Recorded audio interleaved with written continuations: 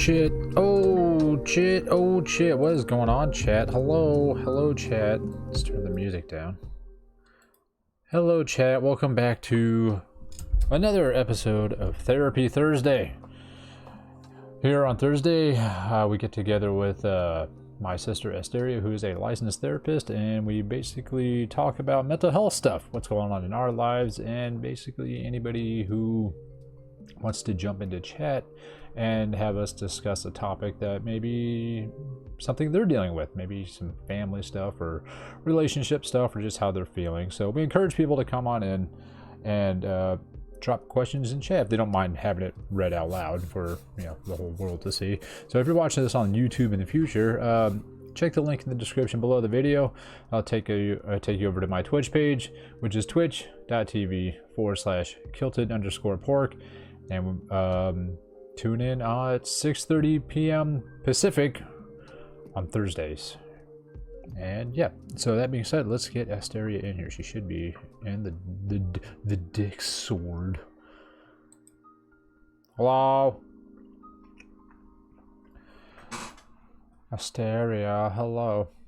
Hello, I'm here. There she is. Hi. Hi. How do? Oh boy, you said it. Me too. It's been a not good time. Yeah, I can imagine. Yeah. How are you? Let me turn. You're able to laugh yours off. Ha ha ha ha ha ha. That's just because I just got out of therapy right now. Yeah. So I fell apart and lost my mind with the woman that I paid to do that with. Nice. But it's very complex in itself because I am both okay in that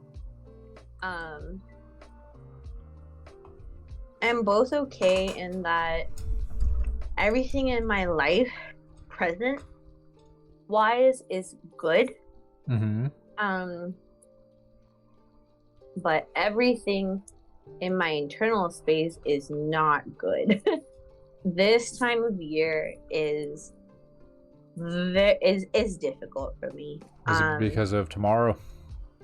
It's because of tomorrow, and the next weekend is 5 years since Granny's been dead.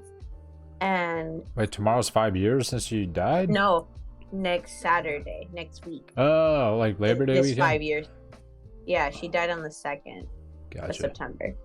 And with what I've been working on with my therapist is that I had to come to a very difficult conclusion in that I don't feel like, even though I have like my mom is like, my mother is alive and wherever dad is, like dead or not, like he may still be alive, like who I identify and connect with as parents, they're dead.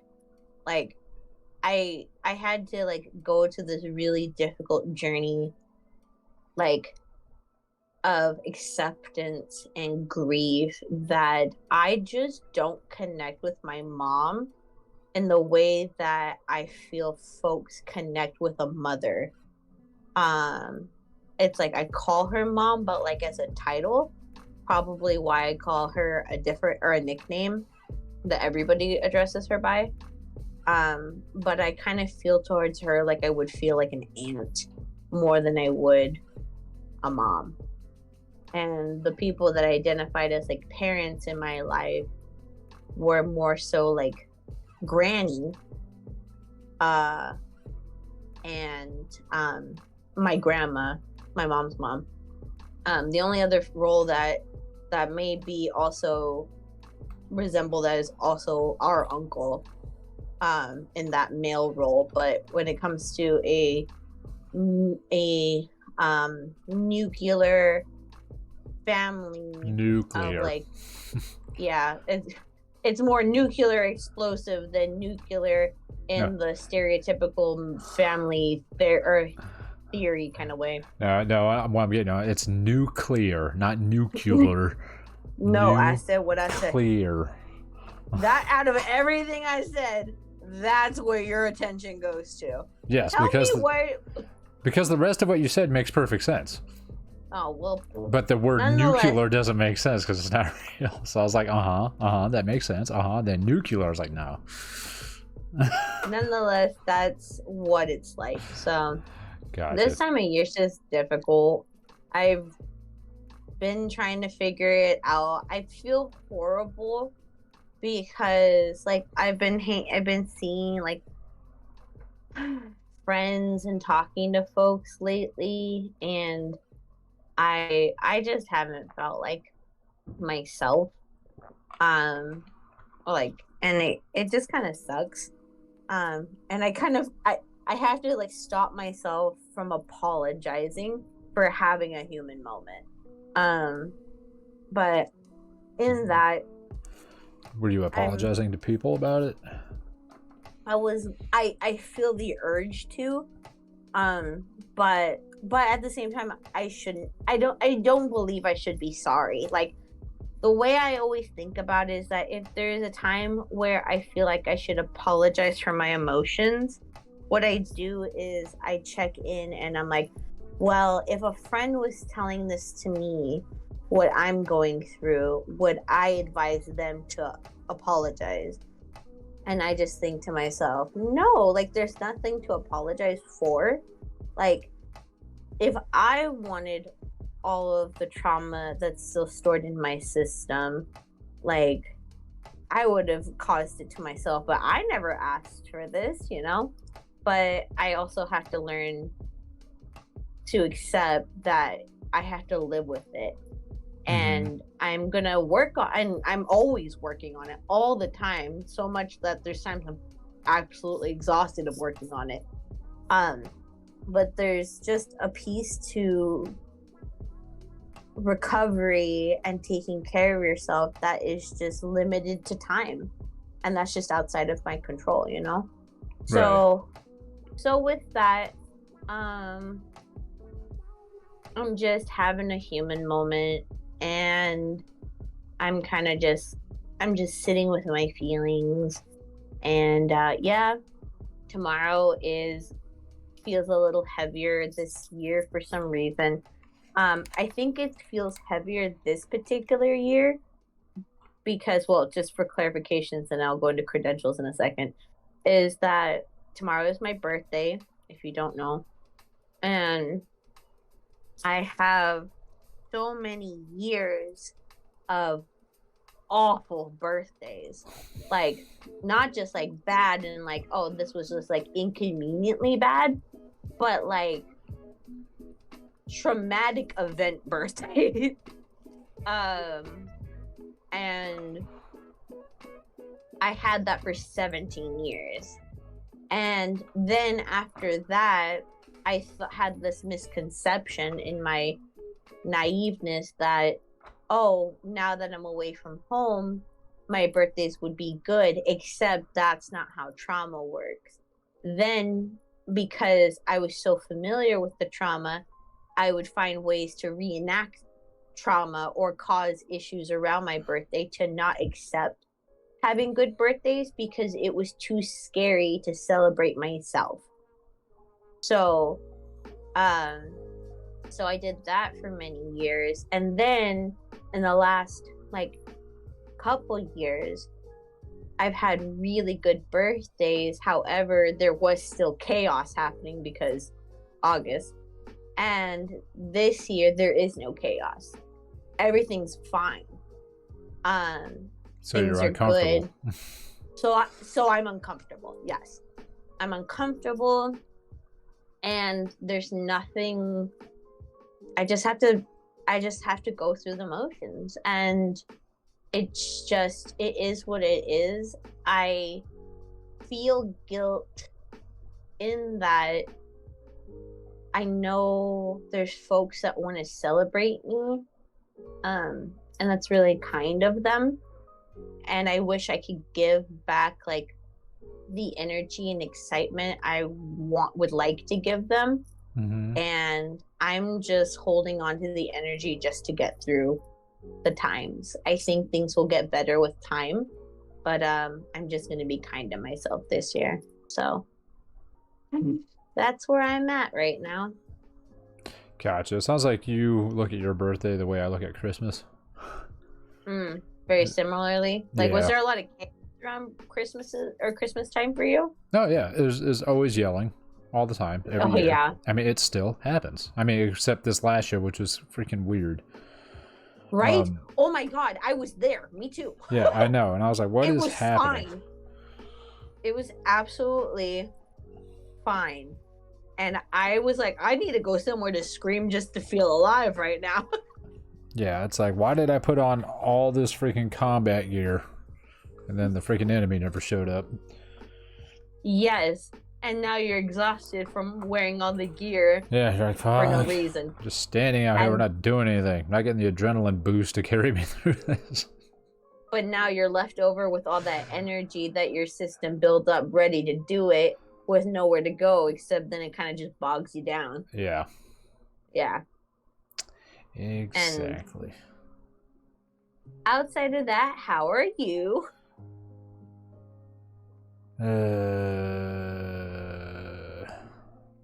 Yeah, not great. Things are not great. Yeah. Unfortunately. Is it very similar to what's been going on? Yeah, it's just this just kind of stacked on top of it. I ended up breaking down like when I got home from work today, unfortunately. So that was a good 1 hour of having a meltdown. What? I know it's not. Meltdowns are not comfortable and they don't feel good. And it sounds like that's something that needed to happen. Maybe, but I still don't feel any better, so that sucks. Not even a little bit? Nope. Damn. If anything, it's just making it worse. Because normally I can, like, if I just like push it down, I'm like, okay, it's gone. Now I can go about my day. Oh, can I offer a different way to look at it? Go ahead. I feel like there's this misconception for many folks that by ignoring or pushing down your emotions, they go away. It's instead of seeing it like that, and for anyone that's listening, I encourage looking at like repressing emotional experiences as like putting it into a file cabinet. And the issue is that every time it comes back up for you, it's not like you're accessing again. It's that it comes back up and you add to what's already in the file cabinet. And you keep adding and you keep adding and you keep adding. And the thing is that there's so much space a file cabinet can hold before it just bursts open. Right? So Right. So again, the reason why I say all that is that many people are like, if I just store this and push it down, it'll go away. It doesn't work like that. All of the research of emotions show that that's not how it works. What happens is instead is that it'll either come up now or it'll come up sometime in the future. And if it doesn't come up in the future, you die with it. So you're sitting with the discomfort of the emotion rather than dealing with it in the moment. And that prolongs the severity, which collectively probably adds up more to than what the emotion feels like in the moment. And it kind of slowly erodes you. And yeah, I never recommend it. Like, it's gonna come out in one way or another, just probably another way your system feels safer too, like road rage, or not you specifically, the universal you, like road rage, punching a hole in the wall, yelling at someone cutting you off in traffic, freaking, or you continue to suppress it and just up the ante of suppressing it by drinking or smoking or or having a lot of like exposure to social media, or people pleasing, or self-harm, negative self-talk, like all these different ways it comes up. I kind of see emotions as energy, and it's like when you have all this energy and you push down the energy, it's not like the energy just dissipates and goes away. It just shoots out into different areas. This is why many folks, when they feel anxious, their leg shakes or their hands shake or their teeth chatter, something happens, because typically a very physical reaction is going to happen. But and the only time that doesn't happen is if you've experienced so much traumatic events that you've 100% disconnected from your emotional experience, which it will still come up in a different way. But yeah, I'm sorry you're going through that. And so to go back to the reframe, I wanted to say is that I know it doesn't feel any better, and it's probably because you're used to suppressing this. However, now you're actually experiencing the emotions and they just don't feel good. Yeah, but expressing the emotions, one, doesn't feel good, and two, it doesn't solve the problem. Yeah. So I just feel like it's a waste of time and energy to even deal with it. You know what I mean? Mm-hmm.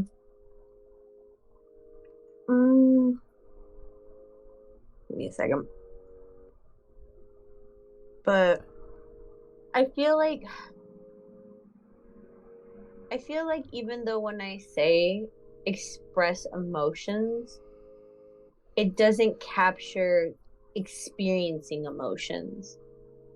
I feel like many folks can identify that they may be uncomfortable or hurting and so forth, but they don't know how to feel it. They can recognize which is an emotion, but they don't know how to feel it, the ergo feelings. Okay, well, I think I know how to feel it because I'm feeling it all the goddamn time, but it's just... Is it... Oh, I was gonna say it's just like one of those things where it's constantly there. Like you said, like having that rock in your shoe.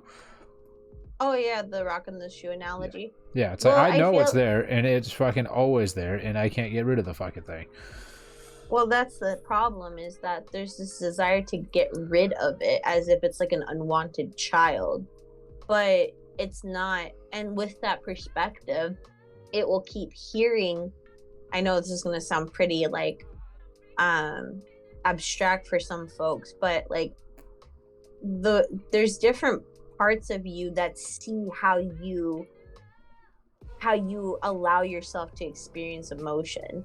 This is why like the inner child work is so important, because that inner child doesn't go away.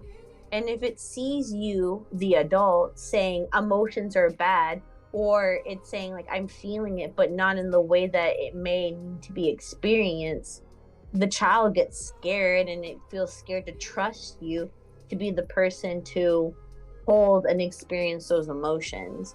So I hear you in saying that like you feeling it, and I'm questioning if it's being experienced in the way that it needs to be experienced in order for it to feel managed. Now, another piece I want to also highlight is that if this is an emotion that you're familiar with, and it continues to stack upon itself, it's probably going to take rounds to keep feeling it until like it feels better. The thing about, again, suppressing emotions is that instead of seeing it as like pushing it down, I encourage that it's like every time that you do that, you put, it's like concrete slabs or like just bricks, right? Mm-hmm. It's like every time that you grab a brick or like you experience it and you don't deal with like putting the brick somewhere properly, they just keep stacking and keep stacking and keep stacking, and you're just holding them. So even though you may have the ability to take one brick away, there are still all these bricks you still have to manage. And that's why many times when people are like, well, I still don't feel better, it's like, it's gonna take time. It's like constantly sitting there and like experiencing that emotion, because you're feeling it through the lens of an adult.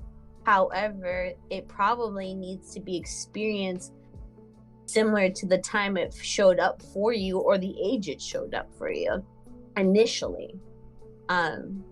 So yeah. But let me quickly jump in and say my credentials because I haven't yet. Yeah, only 20 minutes in. It's okay. That happens sometimes. So, that being said, I want to go ahead and take some time to introduce who I am. My name is Asteria.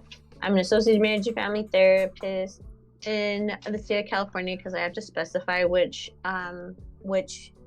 laws and ethics I work by. And so with that, my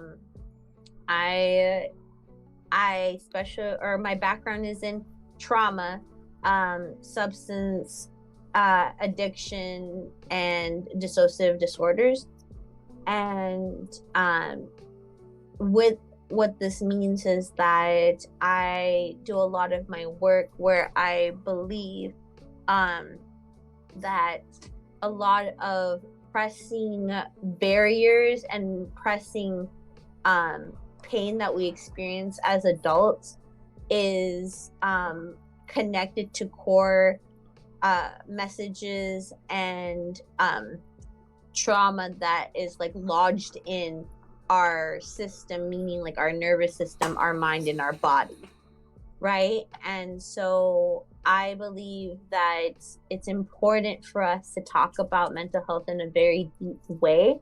I understand that with the times, it may be very difficult for folks to be able to have access to mental health resources. So why I like to come on here is to be able to offer back the best that I can in supporting folks and meeting them where they're at.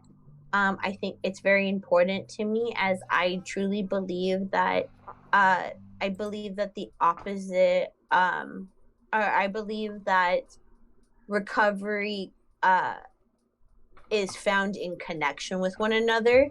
And a lot of the trauma we've experienced tries to isolate us and keep us away from one another. And I think that's just what actually keeps us stuck in our pain. So please feel free to jump in with any questions or concerns in the chat. If you're under the age of 18, though, I will not be answering anything related to suicide or abuse. And I do not do diagnoses as well. So if you believe that your mom is narcissistic, let's just safely assume she is. So with that being said, feel free to jump into the chat. Otherwise, we're just going to keep on talking here about mental health topics. And then we'll pause for anybody that has any questions, comments, concerns along the way. Yes. Thank you. Yeah. Yes. All right. Let's see. Last week I brought up the fact that I had sent out an email at work regarding my school, and like the feelings about this have like passed because it's been a week. I mean, they're still there. And once I reread this, it's probably gonna set me off again. But let me just read you the email. So okay, just be mindful to take care of yourself going through it. So pause if you need to. Okay, well, basically, I'll try to paraphrase it. Yeah, so it's I sent out an email to a few people at work regarding my school schedule for the fall. And I said, starting next week, and I gave the date. I was like, and continuing through the end of the year, I will be out of the office every Monday and Wednesday for the upcoming school semester, as my classes run from this time to this time on those days. Please coordinate work as needed to fit this schedule. All right, so that's my email. And then I get a response that says, quote, only in your dreams can we schedule work for only Tuesday, Thursday, and Friday. You may need to pull all night shifts or some night shifts.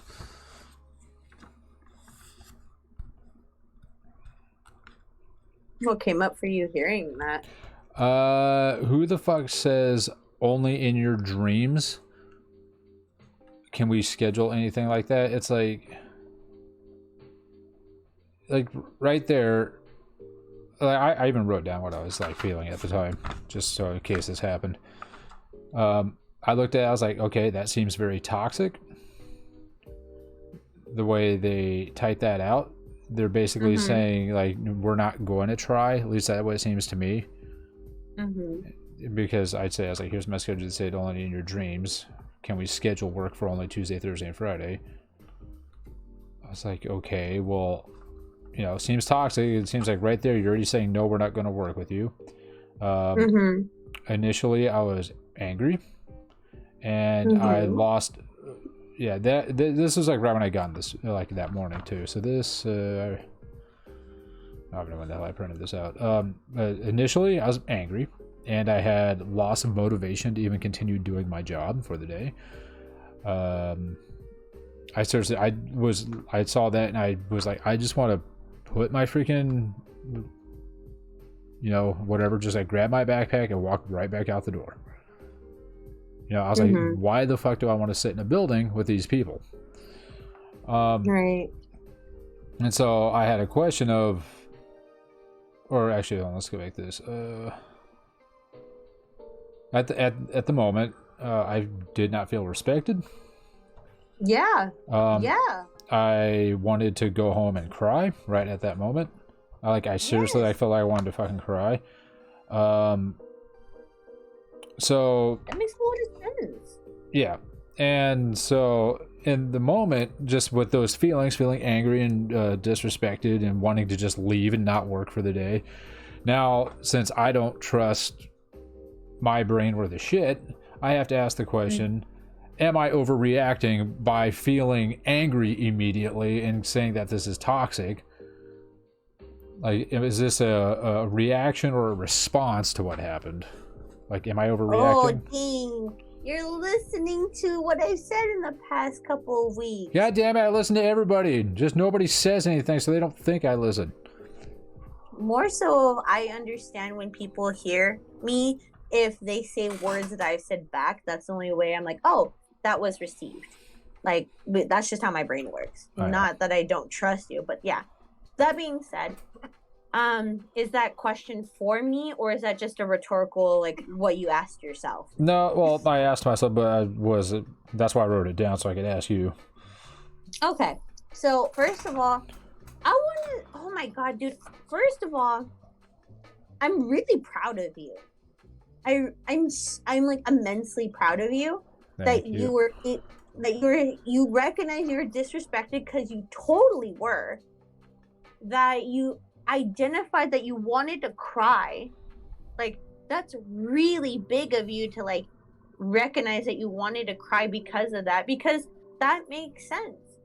And the other question I want to say is, like, I heard you saying that you can't trust your head about if this is an overreaction, but I want to change the direction and ask, have you asked your gut if this is an overreaction? Okay, well, let's put it that way. Gut, head, whatever. I'm just saying that. It's like, do I feel I overreacted? Yeah. Without just, if I'm going to plainly ask you, ready? Without all the extra thoughts and everything, do you think you overreacted? In the moment, no. Boom. That's your gut intuition. Okay. Because you questioning, did I? Is the mind trying to, that's still impacted by the messages you received from trauma. But that gut intuition had that answer. And I agree with it. You didn't overreact in your response to it.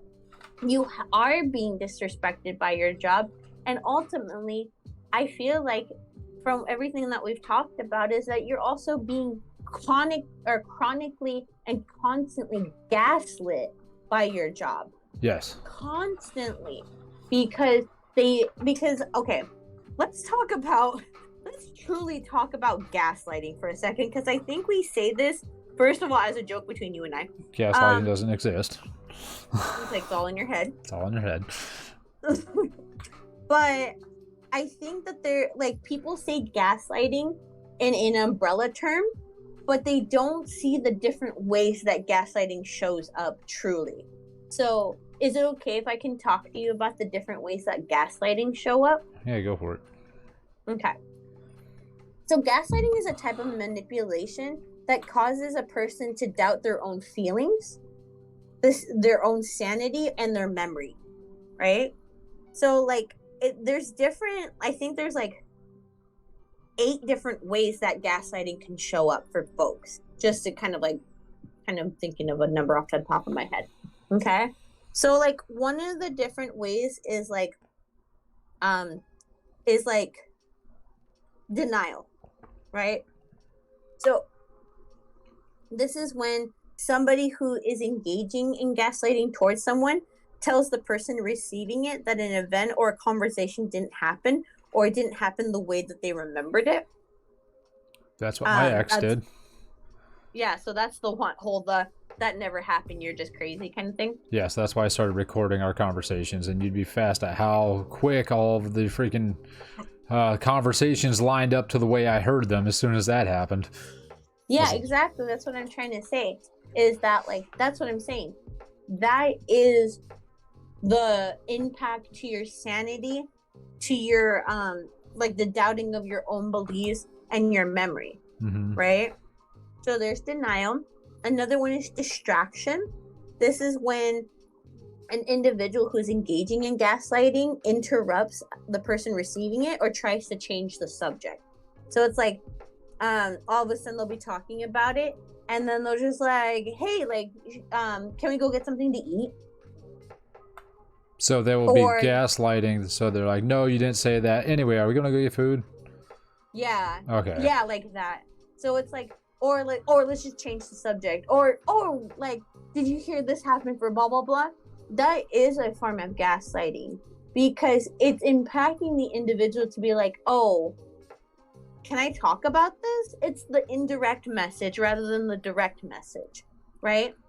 It's like, oh, it's the interpreted message of like, oh, we can't talk about this. Yeah, it's like, I'm going to say what I have to say, and then I'm changing the subject, so you can't respond. Exactly. So that's another form of it, is distraction. Okay. Please pause me along the way, because I'm just going to get through all of them real quick. Okay. The next one is ignoring or avoidance, right? So this is when a person that's engaging in gaslighting refuses to like participate in conversation with another individual when like concerns are being addressed. The silent treatment. That could be a form of it. It's like, yeah, actually that's a really good one. Other ways this can show up is like if they're talking and then like there's like the TV's on and all of a sudden they start putting up the volume on the TV. Or this starts happening and they just leave the house. Okay. Like, and they just leave the home. This ignoring and avoidance are these warning signs of gaslighting, because by doing that once again, it's the indirect messages of, oh, can we talk about this? Oh, that upset them. And then they threaten attachment and saying, I'm going to no longer engage with you when you were just expressing your emotion or your concerns, which then again gets interpreted of they're not important, and if you talk about it, I'm gonna leave you. Yes. And that is very, very, very painful. As much as us as adults, we can probably manage that a lot more because our prefrontal cortex is developed, or our rational mind is more implemented than children. But if we took that away, and like we were talking about the inner child work, if a child just gets ignored and a parent just walks away, that's life-threatening. I'm in danger. I'm at risk of being hurt. So those messages don't go away just because we understand differently as adults. Mm-hmm. They still get lodged in that inner emotional child and therefore impact your sense of reality, where then you realize, hey, if I do this, I'm not going to receive love. Right? So that's another important one. Another one is minimization or trivialization. I think that's the other one. Where it's like the person engaging in gaslighting makes light of the situation. That is a form of gaslighting, because it's having an individual question, is this as important as it feels to me? Or, oh, maybe I'm making this too much of a big thing. Like, should this need this much emotional reaction? And the thing is that it deserves as much as emotional reaction as you need to give it. Now, is the individual also responsible of the way that they present and engage and project their emotions? Yes. However, they are still can be minimized to then try to undervalue this, and by doing so, it doesn't make the full emotion go away. It just, then again, remember I said about the file cabinet? Mm-hmm. It just is a file in the file cabinet that will eventually break the file cabinet, being you. Right. Right? So that's another one. Okay, I got 4 more. Do you have any questions so far? No, not yet. Okay. I've been interjecting where I need to be. Okay, cool. Okay, the next one's projection. This is when the person that's engaging in gaslighting accuses the victim of the very behavior that they're doing themselves. So it's like if somebody's like saying like, hey, I think that there's something that's not being truthfully told to me, and then they receive the message of like, maybe you're the one that's hiding something. Or, oh, well, I have a sneaking suspicion that you're lying to me. It's like, well, maybe it's because you're lying to me. You're cheating on me. I think you only think that because you're cheating on me. Exactly. That's another form of what that looks like. So again, this is projection. This is a way to kind of then change the attention and redirect it. I like to call this the finger pointing approach, because if you ever take your hand and you point it at somebody, 3 fingers are pointing back at you. Mm-hmm. And the thing is that then it makes the person just eventually disengage from the conversation. So the person engaged in the gaslighting may win in those moments. Okay. The other one is called put downs. This is when like somebody engaging in gaslighting insults and like degrades the other individual. So they may like conclude to continuously doubt themselves. So this is straight up the ones that are like you're dumb, you don't know what you're talking about, you sound really crazy right now. I do that, but mostly in a joking manner towards people. And I'm sure that's probably a type of gaslighting. Yeah. The thing is that many a times we may have taken these messages from folks, and we ourselves may have been gaslit to think that they're just jokes, but we are then projecting gaslighting because we have been gaslit ourselves, right? And that is how gaslighting in one way continues to live on. Many a times, many folks believe that gaslighting is 100% intentional, and the person knows that they're doing it. And I am here to burst the bubble that that's not always necessarily true. Some folks may just do this because they were taught to do this in one way or another, directly or indirectly, or were gaslit themselves, so they just normalize it and continue to reinforce it, and that's how gaslighting still stays alive. Gotcha. Yeah, because I do that like all the time, like playing video games or something. Somebody messes up, like, oh, good job, forehead. I'll try that again. But it's like they know I'm screwing with them. Well, I would hope. And that's the line. is that like that's why it's always important to like be mindful of like who you're talking to in this, because it's like, hey, it, and it's also the responsibility of the other individual to clarify. It's like, hey, was that just a joke? Like, I just want to make sure, because sometimes, especially for like new relationships and so forth, we don't know how people are going to take these messages. Like, you can just be joking, and that's totally okay. And somebody could still interpret it as gaslighting. That's the autonomy that they get. So, but they're just being soft. Yeah, exactly. Or they're just being sensitive, right? Another form of gaslighting.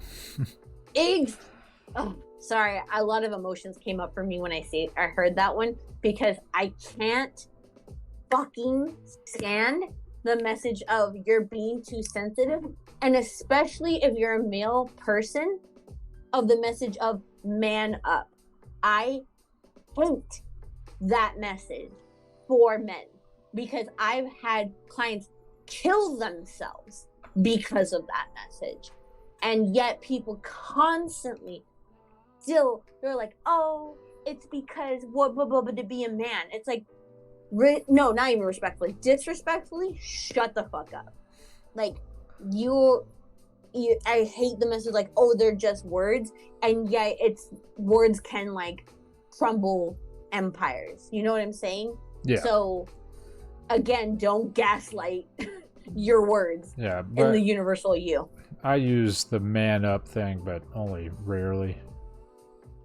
But mine's, right, but mine's more like someone's like, oh, I don't know if I can eat another piece of pizza. I'm like, a real man would do it. You know, it's something like that. I'm like, come on, finish the pizza.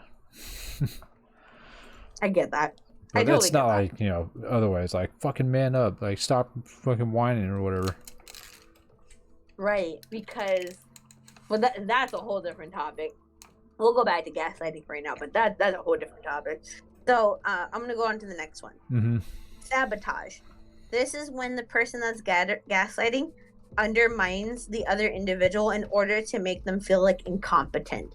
So it's like, so this is really twisted, in my opinion.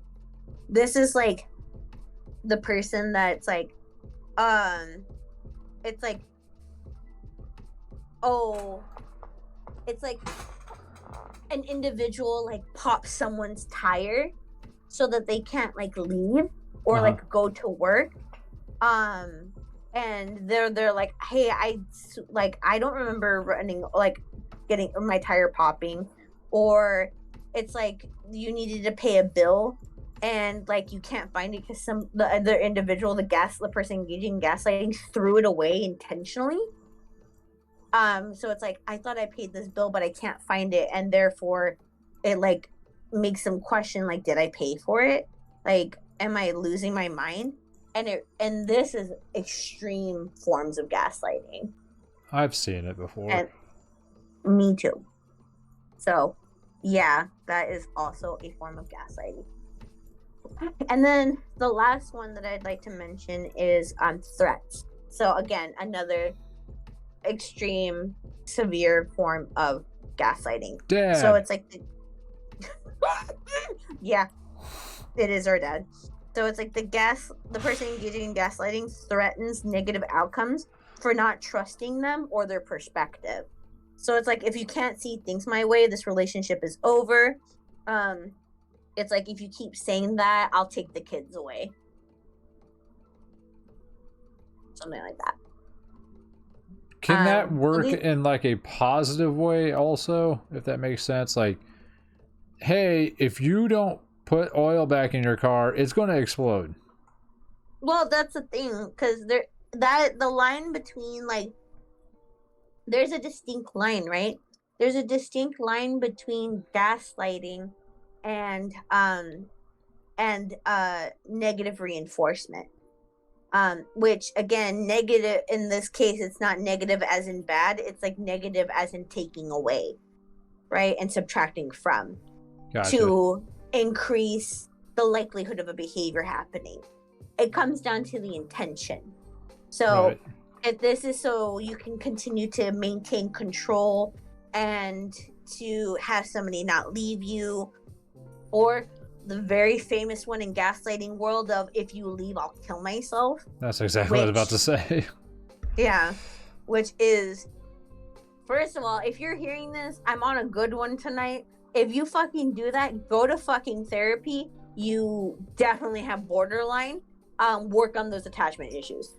Anyway, but yeah, many people, or commonly, folks that do these types of behaviors are folks that have impacted and severe attachment wounds, because they have experienced such a chronic impact at a young age to, potentially, I'm going to just say, because again, I have to say this very broad, like, to try to maintain control, because they have experienced such a lack of control and stability in their life.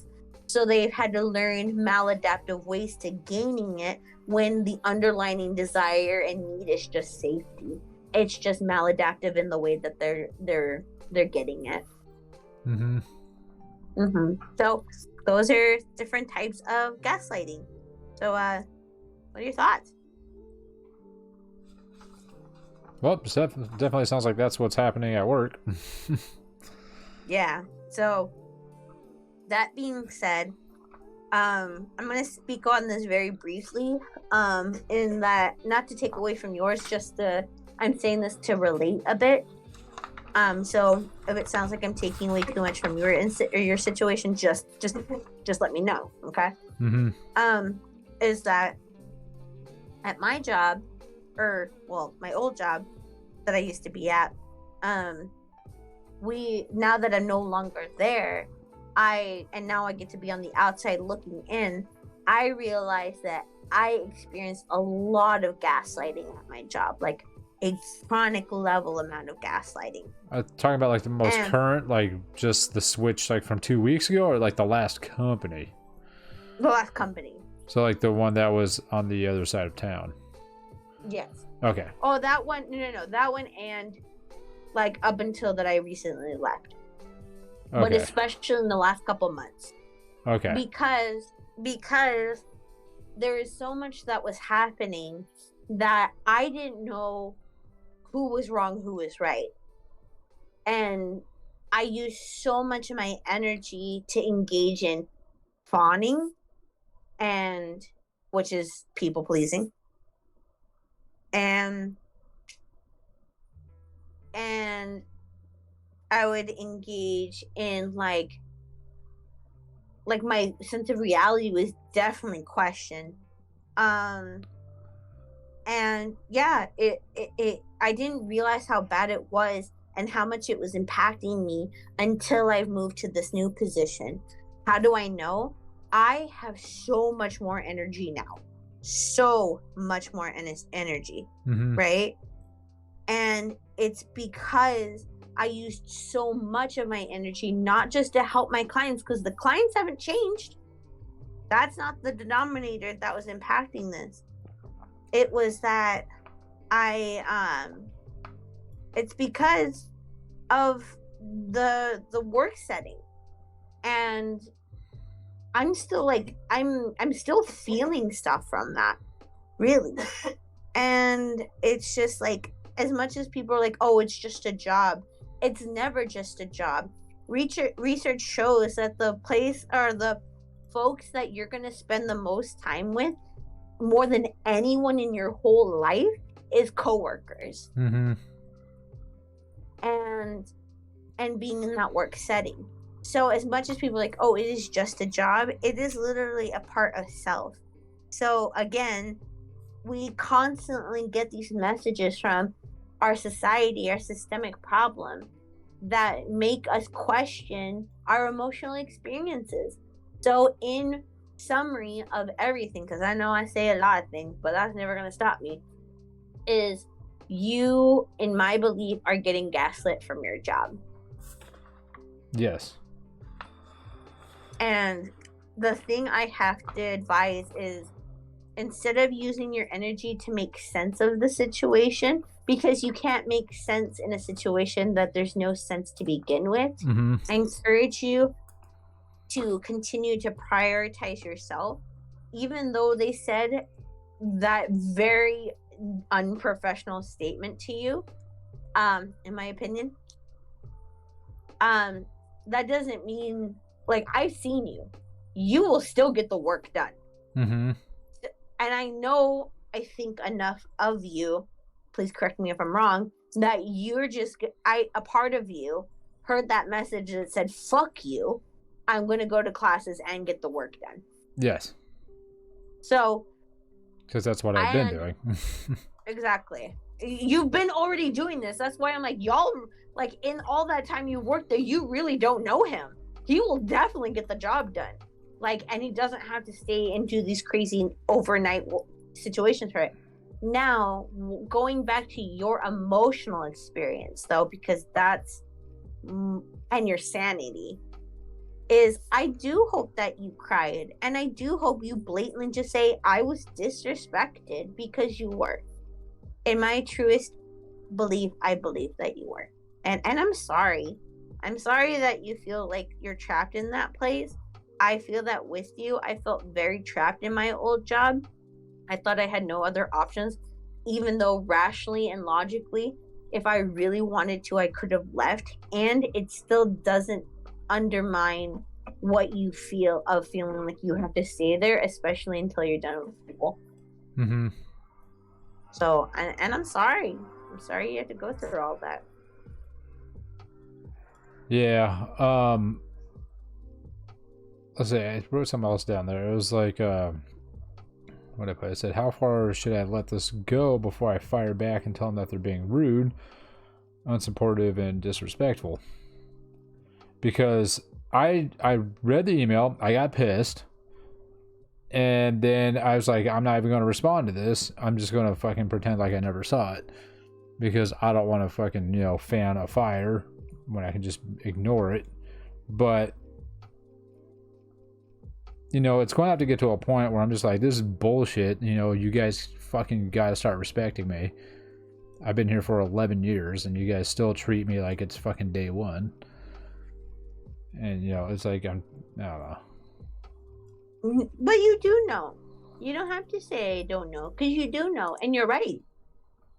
I know many times, and I say this because I have clients that constantly say, I don't know. But many a times people very quickly say I don't know to undermine their own emotions. Many a times it's because they feel that their emotions are so complex, and they're getting everything's kind of like conflicting itself between your rationale, all these things, right? Mm-hmm.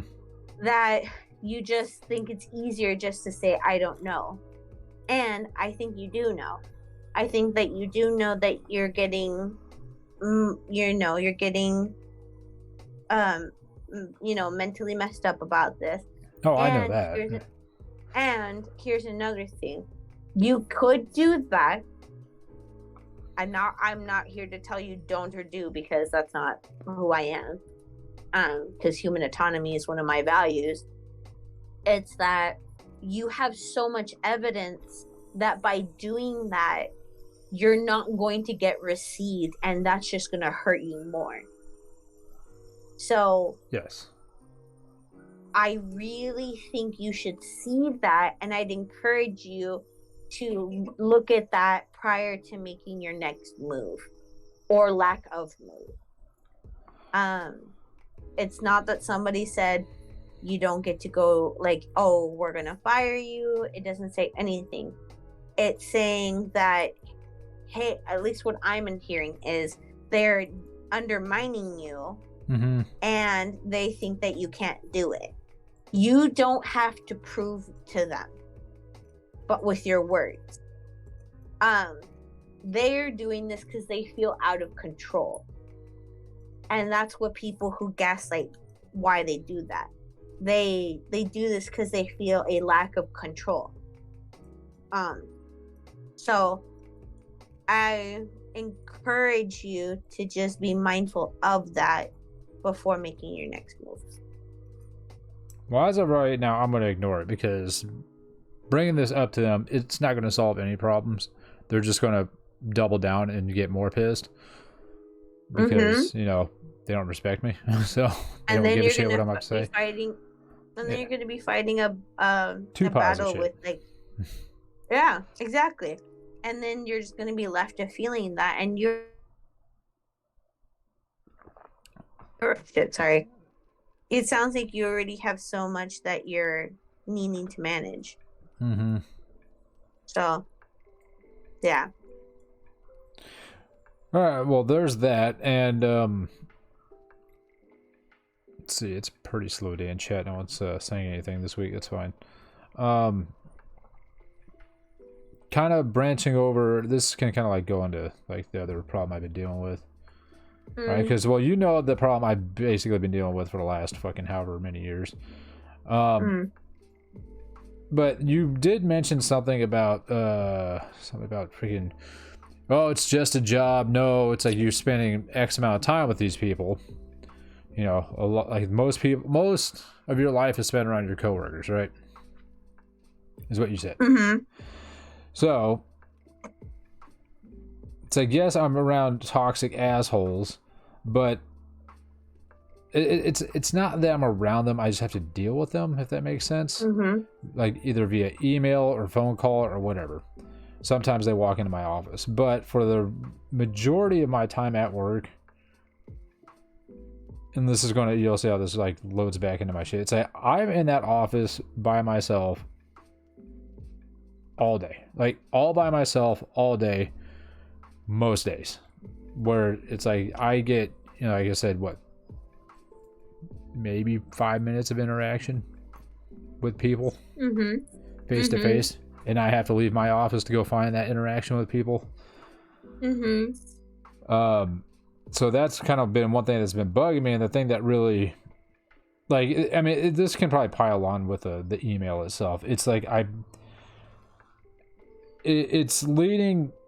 I'm sure the email plus this, you know, isolation plus what just happened today, I'm being stuck in a spot where I feel like I have no support. And I just like I got nothing to solve that antisocial problem. Well, it's not antisocial, it's lack of social. There you go.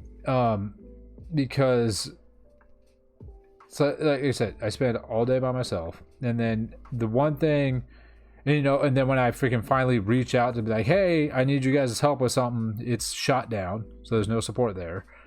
And then the one thing I was looking forward to with school this year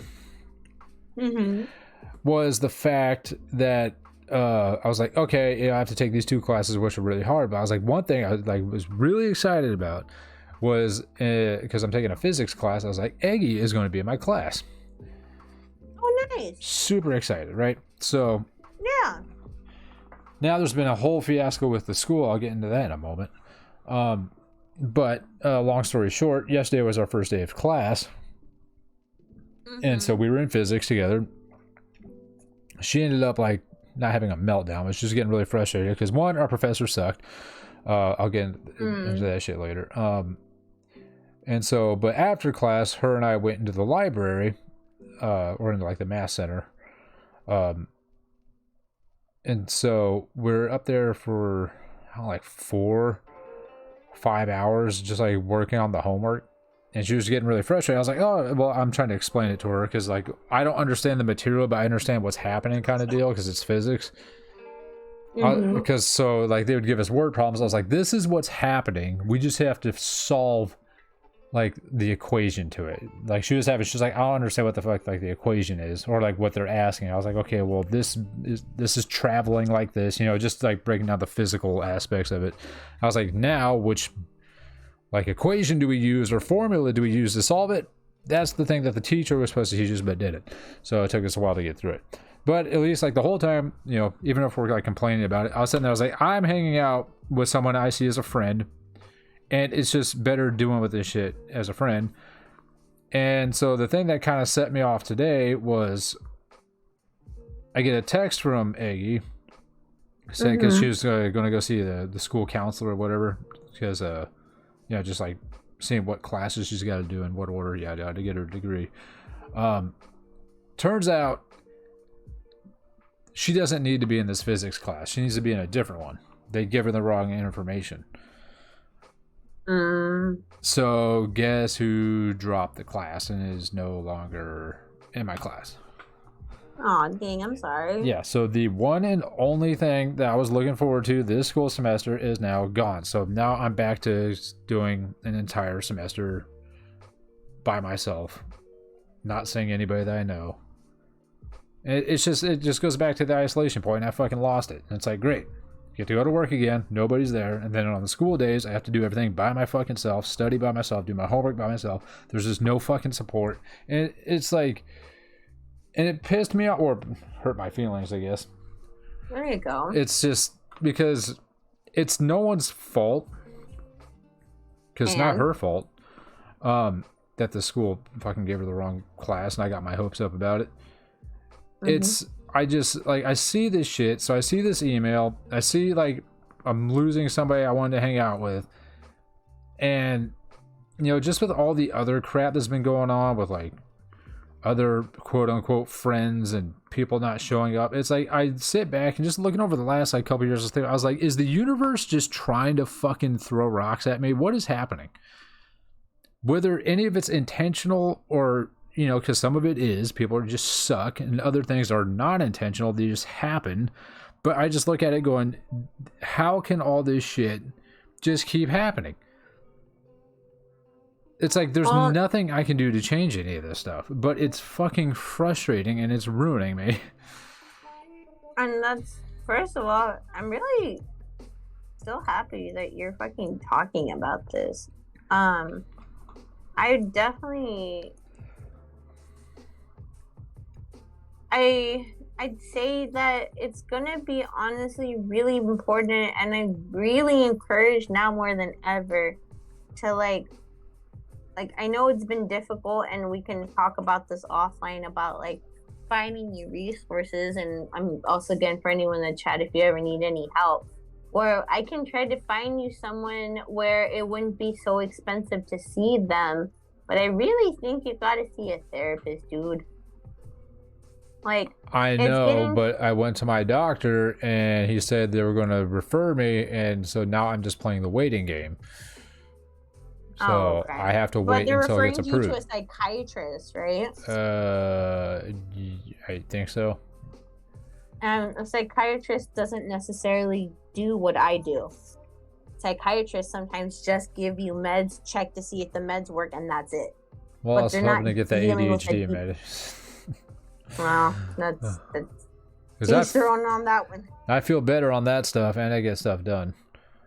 So, I definitely am saying, like, that is one part, but just like I would never recommend just doing therapy, I would never recommend just doing, just taking meds. Like, and I know people are like, not just therapy. It's like, yeah, because you can go to a therapist and complain about your issues day in and day out, but if you're not doing stuff outside of the therapy set, like 70% of the work of like therapy or the outcomes of therapy, it comes to what you do outside of the therapy session.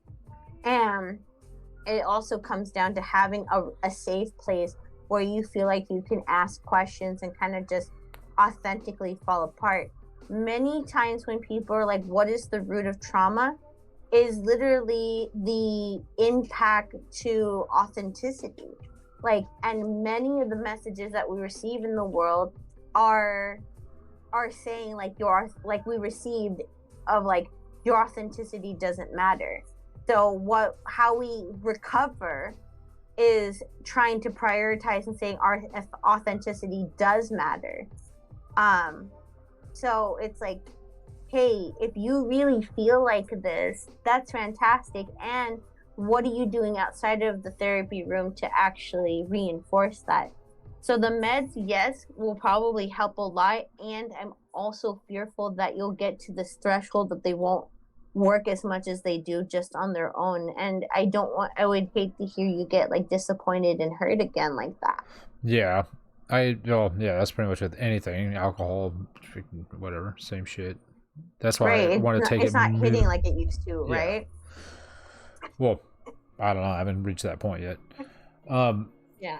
Yeah, but then like the whole like isolation thing, I mean, that's probably another reason why it bugs me so, is because I'm throwing myself into social situations left and right, and there's just nothing coming from it.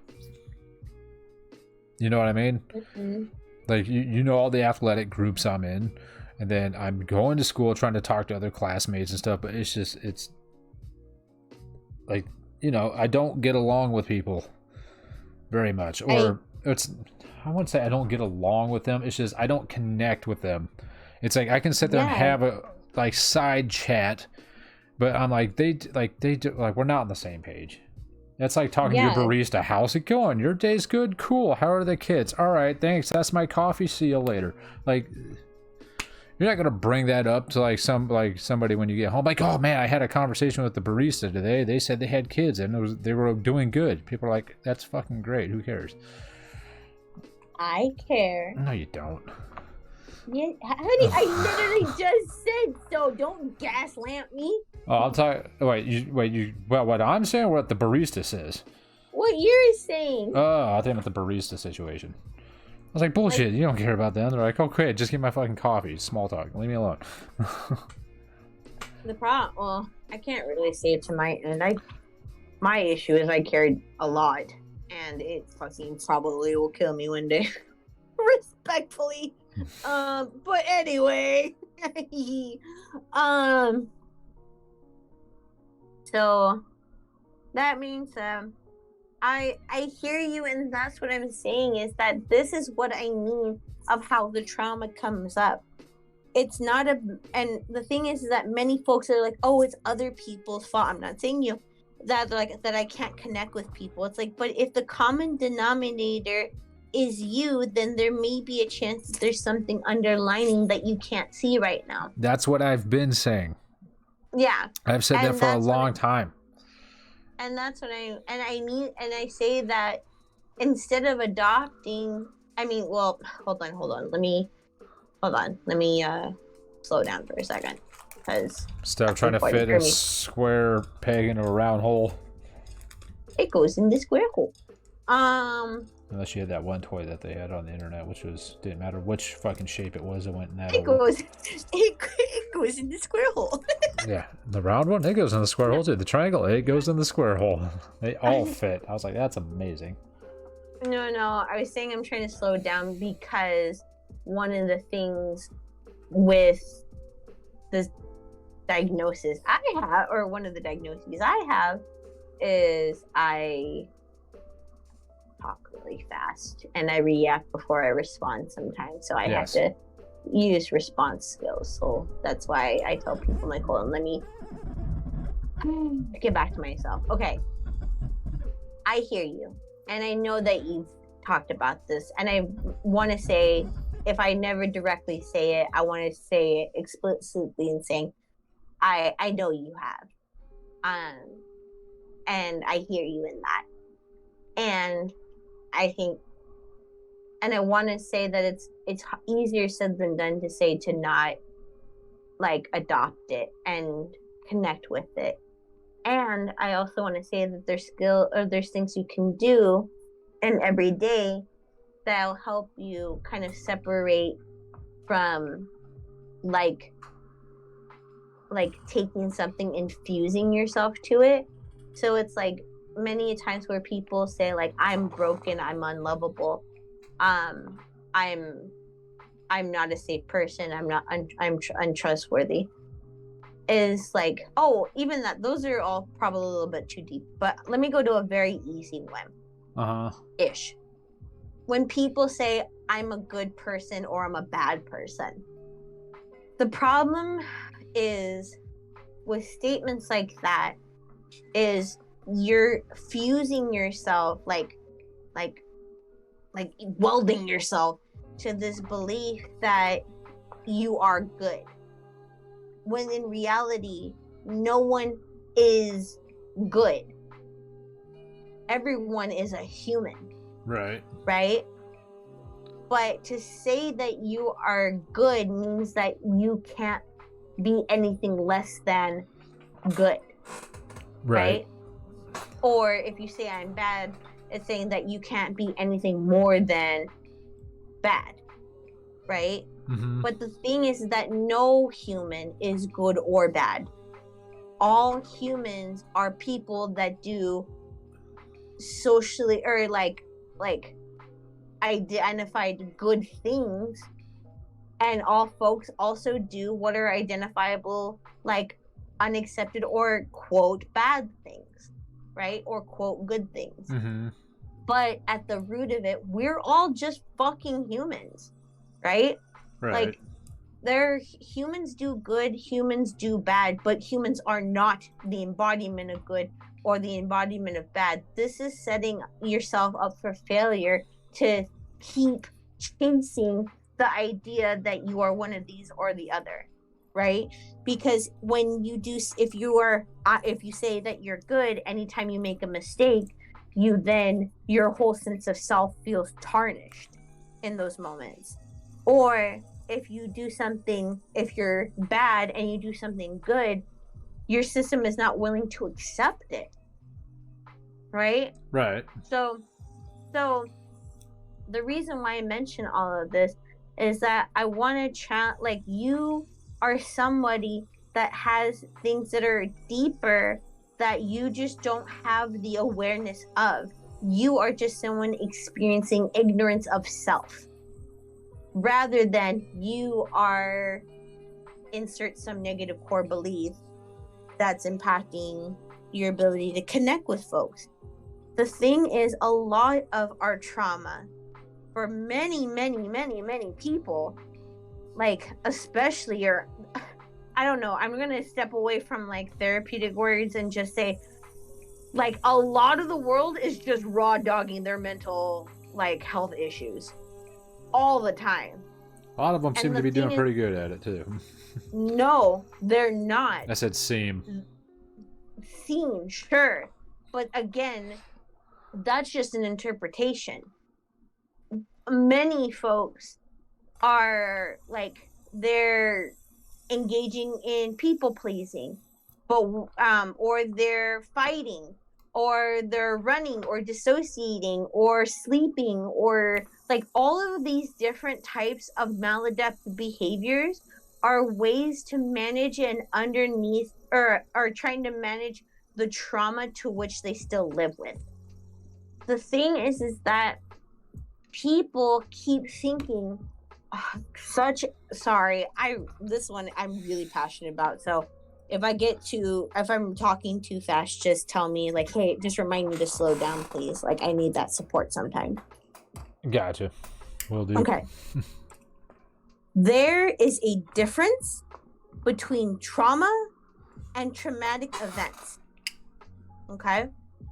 Okay. And the reason why I have to distinctly say that is because people typically get into this place where they compare their traumas or their traumatic events. Their traumatic events, right? I can't be, or like, oh, your event was worse than my event, so I can't feel as bad, right? Or theirs wasn't as bad as mine, so how do they have the right to say they have it worse than me? Right. I mean, I see people do that shit all the time, and it pisses me off. When I go, hey, I feel like this because of this, and people are like, oh, that's nothing. You should have seen the shit I had to go through. It's like, man, go fuck yourself. This isn't about you, dip ass.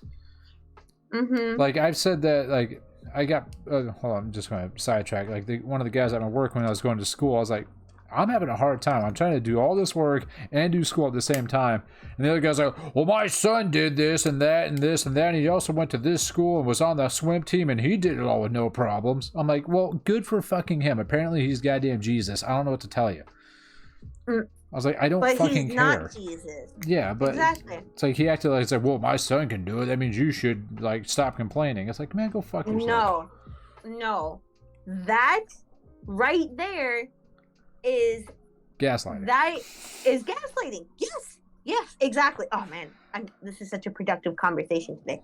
So, yes, that is gaslighting, because in the game of comparing traumatic events with traumatic events, everyone loses.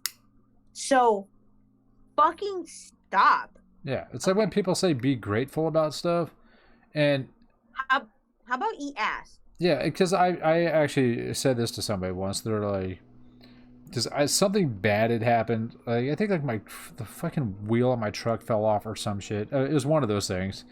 I was like, man, this sucks. Like, this happened and this happened. Like, now I'm gonna be like broke and like I don't know what I'm gonna do. And they're like, well, it could always be worse. Like, you know, you could have lost the entire car. I'm like, well, what if I lost the entire car? Then you'd be like, well, you could have lost your house. What if I lost my house? Well, you could have lost your leg. Well, what if I lost a leg? Well, you could have lost all your limbs. It's like, motherfucker, yes, it can always be worse. Everything can be worse. Exactly. You fuckhead. Yes. That's why this is such a pointless argument and point. Yeah, it'll never end because somebody will be like, sorry, I just want to finish this thought. It's like somebody Go be ahead, like, sorry. well, it could be worse. You could be dead. And then let's say someone's dead and they'd be like, well, it could be worse. They could be alive and a vegetable.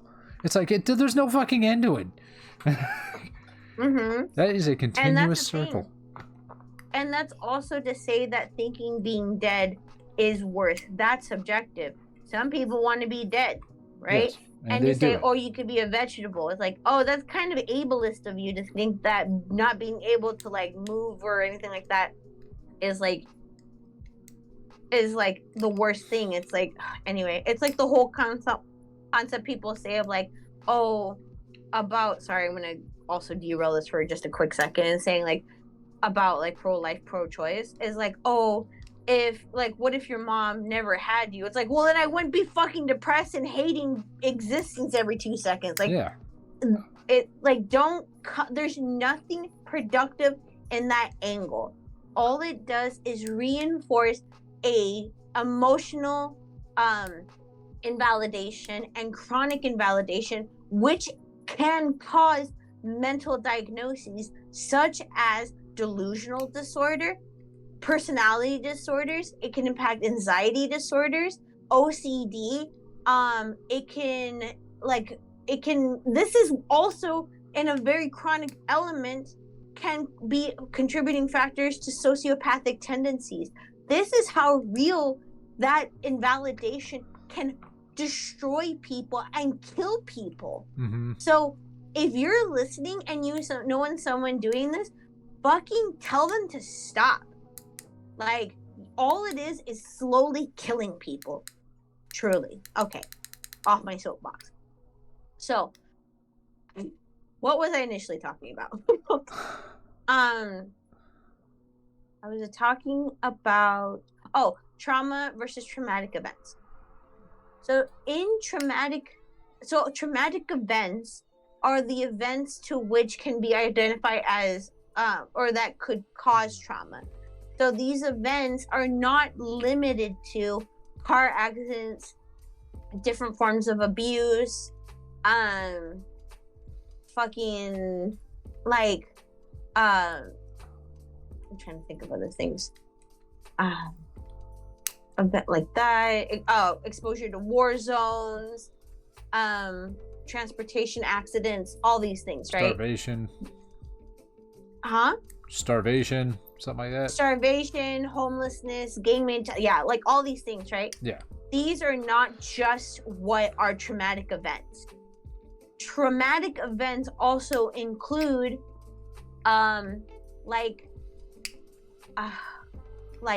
the silent treatment, a parent not showing up for sporting events. That can be a traumatic event. And you could have multiple people exposed to these environments, and they all can experience and interpret different messages. Okay? So traumatic events are what happened to you, right? Trauma is what continues to happen inside of you as a result. It's the messages that you received of, I'm unlovable, I'm worthless, I can't trust people, I'm not worthy of safety, the world isn't safe, and all these things. And how you can distinguish the difference between a traumatic event and a trauma is that if you were in one spot and moved clear across the world to the other side of the world, if it is still with you, that's trauma.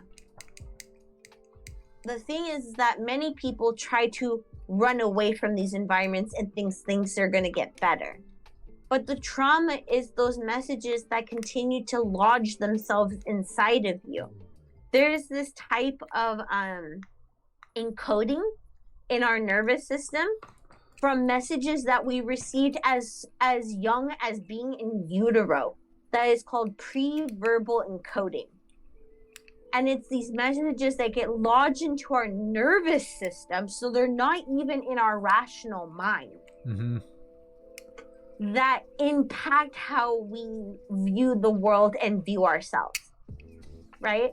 Right. Trauma is the disconnect from your gut intuition, where you have to question, is this my reality? That's trauma. And there is no comparison of trauma, because everyone's trauma is unique to them. The traumatic events can be the same, but the way it sits with us is unique to every fucking human being on this planet. Right. Okay? So, it does not matter, random guy, if your son can do A, B, C, and D. Was he exposed to these different types of environments? Does he have privileges to access to resources to do A, B, and C? Like, the thing is that everybody is quick to judge and be judgmental and put everything in a box, when being a human is such an ebb and flow experience. There is no right or wrong way to be a human. And the thing is that people continue to reinforce a message that says, in order to be loved, you have to look like this. Right. I say, fuck you. And fuck that message. That message is generational trauma, because someone taught your parents and they taught their parents, and it goes back as far as time. So I'm telling, and what I do in my work, what I say to my friends all the time. So this is, I know this might sound kind of pretentious of me, but I can't control that, so I'm going to say things anyway. All right. Okay? I'm gonna step away real quick, but I can hear. I'm just grabbing some out of the fridge. Okay, no worries. Is this. I know a lot of folks come to me for support. And I know that many folks feel safe with me. I know this because there's something I value and I reinforce in my everyday, which is I leave myself vulnerable. I leave and I embrace vulnerability every fucking day. And how do I do that? By allowing people to show up exactly how they are. I don't care what you do, how you are. There may be things I'm uncomfortable with, and there may be things that are downright disrespectful, but that's my responsibility to either confront you with or to step away from. Right. That's my job. But if I said I have to be okay if you change, that means I'm codependent. And a lot of the world shames people that are codependent, however, are engaging in a form of codependency. They're saying, I need you to look like this so I can feel this way or be this way in order for me. That's codependency. Or people will completely disconnect 100% from folks, and they try to engage in hyper independence, which is impossible. I think we need interdependency. I can't fucking make it in this world without my support. And I don't feel shame for admitting that. Because I tried doing it alone at one point and I almost died. Right. It almost killed me. Right? So I would rather sit with folks and allow themselves to truly be with themselves and like be accepted with me than attend their funeral. And it's really hard. Now, I also want to identify I have a privilege in doing that because I've been in therapy and I've been working on support and going to Emotions Anonymous and getting a sponsor and falling apart and destroying myself. I've done all of this for years. I've been working on myself for 17 years, right? So I know that privilege that I have, and many people aren't even at day one of working on themselves. So how can we support one another? First of all, stop doing this comparison game of who knows better of what. No one knows shit for shit. Like, and I don't know about you, but I feel more like calm when I say I don't know anything. Because that gives me the room to be wrong and to learn. Well, it depends on how far into the philosophical side of that. I mean, there's like, I can say I know this stuff, I know that stuff, but if you really want to get deep into it, at its base level, the one thing I can say is the one thing I know is that I know nothing at all. And that's more like, I forgot who said that, but it is kind of like one of those stoner thought things, because it's like, do you really know that? It's if like, you do you know that's orange? If I claim to be a wise man, it surely means that I don't know, right? So I know it's a very simple quote, but it's by Socrates that says, I am learning, right? Mm-hmm. And I know it's like, whatever quote is that, but I think it in itself is powerful. I think the thing is that the moment people stop their ability to receive the world, they are digging their own grave.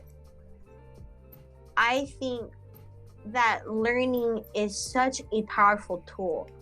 And I think learning requires vulnerability. The vulnerability to be wrong.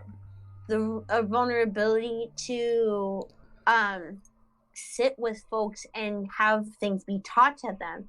The vulnerability of their time, the vulnerability of openness, all these things, right? Yeah. And I know this is all going to get really philosophical because psychology is based off philosophy, right? Okay. Even though it's like the baby of the sciences. So the thing is that many folks stray away from vulnerability because they value protecting themselves over connecting with others.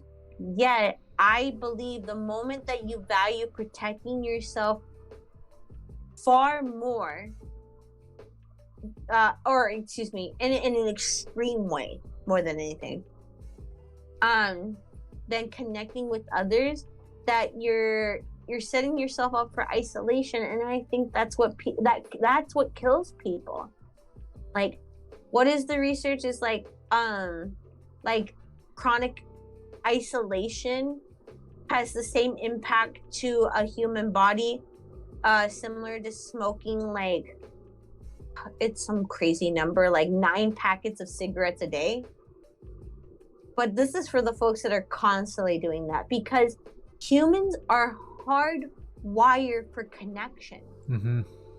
We need community or we don't survive. We just don't survive. So I think allowing folks to end, like, this is why communities like ethnic communities, religious communities, social communities, these are so important, and why people are so swayed to supporting and protecting their communities, because they need that to survive. And because of that, people in those communities do tend to live longer. So I think that's the end of my soapbox on that one. Do you have any thoughts? Um, the whole social group thing, I mean, yeah, that makes sense. Crap, I had a thought on that.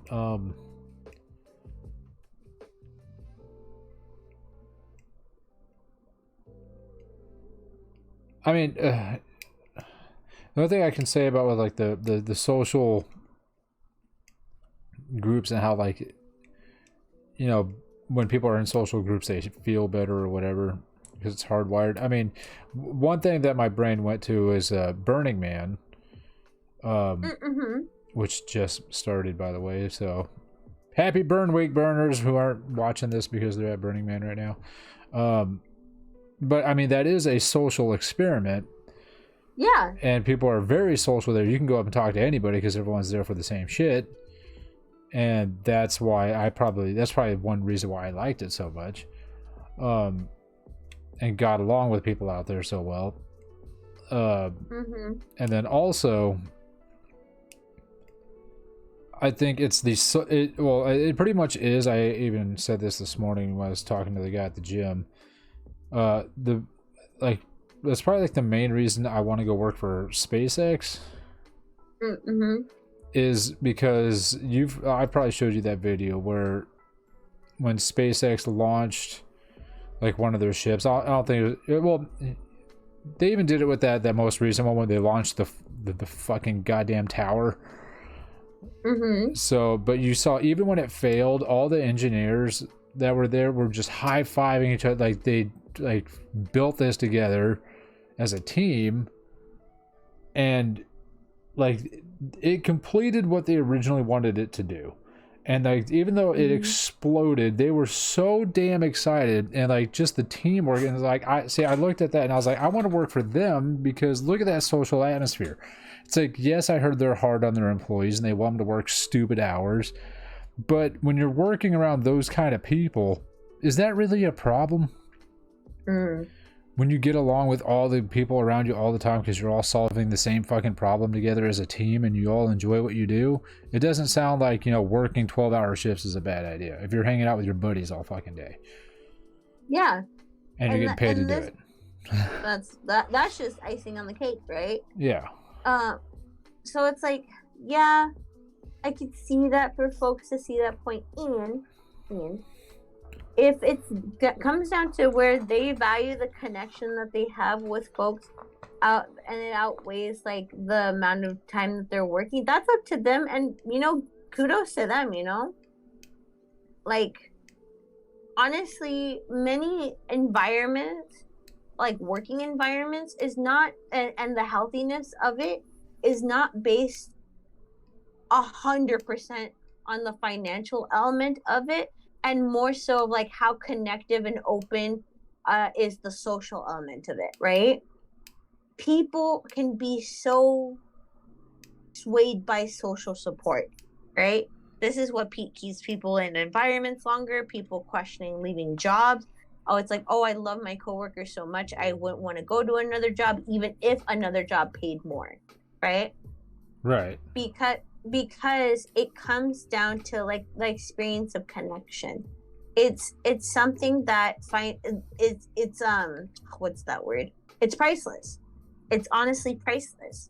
Yeah, I really believe that. Yeah, Do you ever see that yourself? Well, I've never said that, I don't think, because just every place I seem to work at, I've always been isolated to an office by myself. But what I do see in like work environments like that is like the whole social versus isolated thing.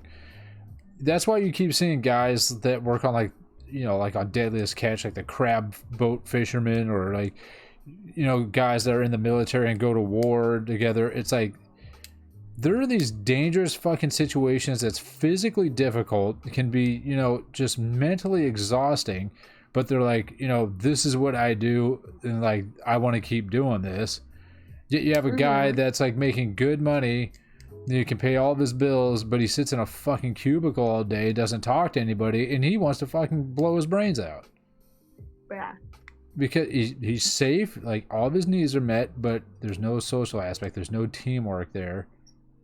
And so he's like, fuck this. Yeah, exactly. Mm-hmm. So, yeah.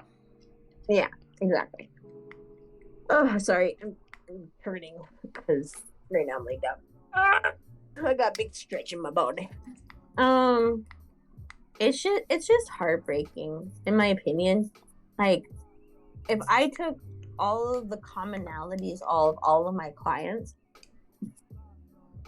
I could tell you that if they just got a little bit more love and unconditional acceptance, um, throughout their life, um, they may not need the treatment that they think that they need, or may not have to live with the messages that they're a broken person. You're not. I don't feel like people are broken. It's that I think that people never felt whole to begin with. And it's heartbreaking. Like, I can't tell you how many times I've just come home and I've just fallen apart crying. Like, I had, like, I can't say too much, but I'll just say that recently I had a client engage in self-harm that was so severe that it was the worst I've ever seen in my life. And it would have killed them.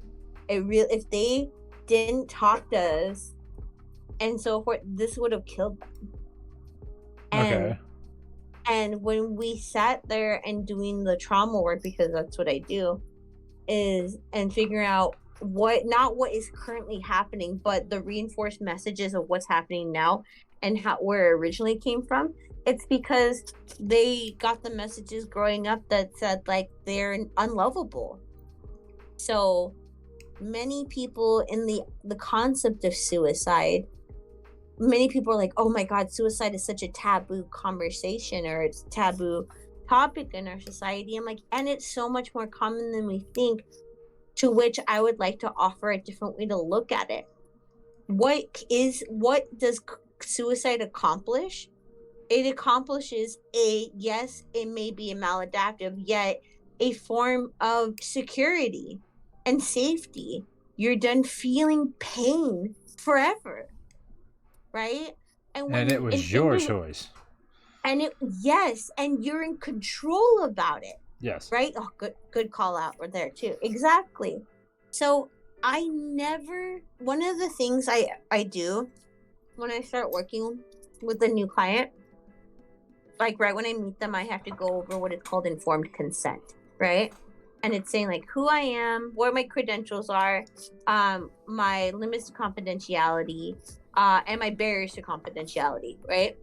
And the barriers are the things that are not black and white, what I have to mandatingly report, but more so of like things that can impede in safety, that can go one way or another, however, are much more gray, right? And one of those is harm to self, right? Mm-hmm. The thing is that I always try to reinforce in telling my clients, and I tell it to my friends too, I want to give you a safe place that you can come to and tell me if at one moment you wish you were dead. Because to be a human is to naturally want, like, at one point it's okay to feel like a desire to die or question suicide. Because being alive hurts. We don't even experience pain unless we are alive. So to be alive is hurt. Like, we experience loss, grief, freaking trauma in some capacity, right? Mm-hmm. So I think we need to have less barriers and boxes for humans. I think the barriers and the boxes and the expectations is what's killing everybody. Like, define like barriers. Like, what do you mean? Like, you have to be this way in order to be loved. Gotcha. Like here's another one I always like to bring up. When it comes to body image and beauty, right? many a times when I was growing up, I thought the only way I was going to be loved if I was skinny. I haven't been skinny since the second grade, right? And the chances are I never will be skinny. Like the way I'm shaped, I just won't. And my society growing up was who was the people that was getting the most attention? The fit people, the put together people, the ones that were like you can freaking like that can hula hoop with a Cheerio, you know? And it hurt. It hurt because it was not just coming from my society, but it was coming from people that I loved. And when I got those messages, I was starving myself. Like, I was begging and crying and like grabbing at myself, saying like that I hated myself, right? And the thing is that now that I'm older, I'm like, I'm madly in love with myself. Like, oh, gorgeous, perfect, amazing. Just because I exist. Right. Because many people once again fuse to the message of I am fat and therefore I'm unlovable. And this is not just for folks that are big either, or like or do have fat on their body. This is also people that are very, very thin and like feel like that they can't gain weight because it's not just in that direction. So they feel like they're too skinny or too whatever, too like there's so many messages that all of our environments give that basically say we aren't good enough, except the standard of quote unquote good enough is unattainable. There's no fucking way anyone can obtain it. Perfectionism is a form of addiction. And many people are like, when I tell clients that, they're like, how is that a form of addiction? Because it's a form of addiction because you're constantly craving it, you're constantly chasing it, and once you obtain what you subjectively, because that's all it is, subjectively feel it, it's only temporary. And then you go back to the chase. So I think acceptance of where you are, right where you are, is where change truly grows for people. And I also validly know that it's hard to just say, I'm going to start doing that to myself, especially if you've experienced an environment, especially from a caregiver or a parent or in your upbringing in a chronic manner that challenged that.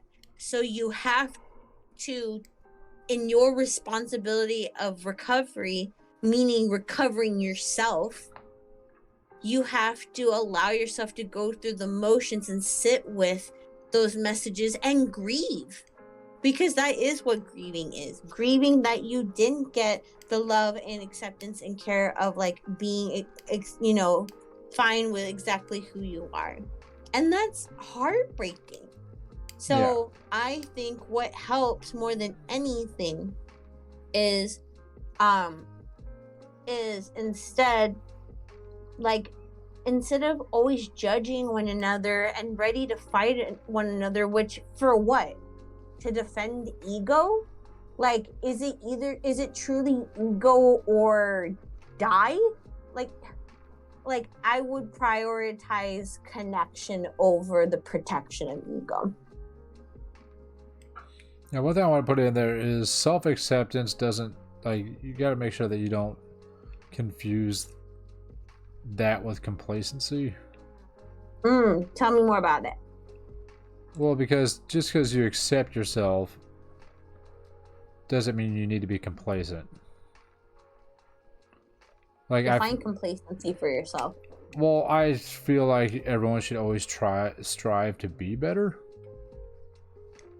in some aspect or another. So don't be like, this is me, I'm good enough, I'm not working towards making anything better. I quit. I think it is. This is just a value of mine. I don't think anyone else needs to adopt this because teach their own. And it's that, and I think instead of complacency, I think it's like stagnation. Is like, but that's just from my understanding of what I believe I'm hearing for you. Well, I believe that if you stop evolving, meaning the allowing yourself to grow as time goes on, you're gonna fall behind. Yeah. Behind with self, disconnect with self. Like, you may be happy with yourself now, like you said, but you're still not necessarily complacent or stagnant. Like, you're still trying to get your own practice and all this other stuff. You're always continuing forward to do bigger and better. Right, so yeah, I'm saying, like, which is exhausting sometimes. So if anybody's listening, it's like, hey, just because you love yourself doesn't mean you should just sit down and be like, this is good enough and not try. Still keep trying, but you can be happy with what you have and just go, let's see if we can make this better. It's like $1 million is cool. What's better? $1 billion. I never saw that movie, but yeah. Yeah.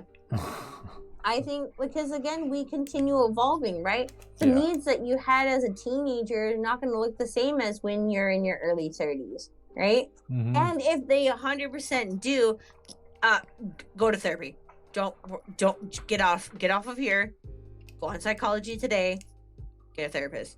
We're going there in like 13 minutes. Is that like it's about evolving of the self and meeting self where you're at, but also not leaving yourself behind along the way. So it's like the needs that the needs that you have now will change. The ironic part about being alive is that the only thing that is consistent is change. I believe. And if I like to use the idea of like standing in the ocean.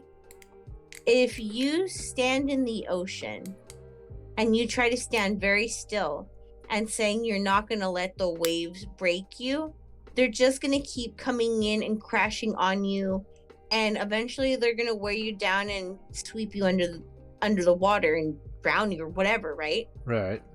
Or you're going to struggle to try to keep getting back up and standing still, and it's just this repeated cycle. Look at any cliff. Yeah, look at any cliff, right? Yeah. So you get worn away eventually. Exactly. You will get worn away eventually. Instead, if you then kind of see the waves coming in, which they will, instead of standing straight up and like very stoically and believing you're unshakable, what happens instead if you just lay on your dive underneath the wave, or lay on top of the water and just like put your back down and just lay on top? What happens is that you just kind of go with the wave, and eventually the wave will stop, right? So again, I'm not talking about big waves. I'm not talking about big events. Like, this is just everyday change, right? Gotcha. And because even when you do that, yes, some big waves can destroy you, or impact you. It's like it's that it comes down to what I initially said at the beginning. You're not the one that caused the pain or continues to cause the pain that may continue or like all of the pain that shows up in your life, and you are still responsible for healing and changing. So you can continue to be mad at life happening to you or at you, or you can feel like you could have life work for you. It comes down to the energy you put into it.